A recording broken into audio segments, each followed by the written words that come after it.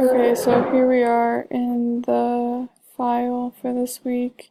So we'll go ahead and create a database as well as a table that has the city, the temperature, wind speed, cloud cover, as well as the time pulled and time updated. And then this statement right here, we'll go ahead and create a history table that'll keep track of all the changes made to either of the tables. Okay, so that was just completed successfully.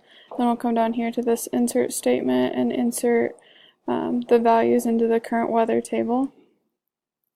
So those were just inserted, and then we can check that by selecting this statement right here, which will show what's in the current weather. So all the data was inputted.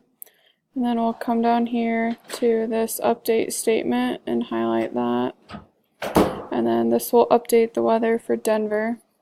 So then when we select the current weather history as well as the current weather, we will see that the temperature as well as the wind speed and cloud cover have been updated for Denver, and then in the history we see what it was before.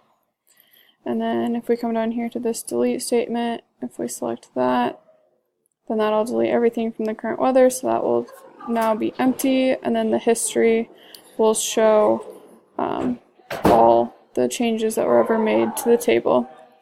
Then down here, if we do select these two statements, we will get a JSON file or an XML file based on which one is specified up here. And then right here we can create a schema binding by executing this.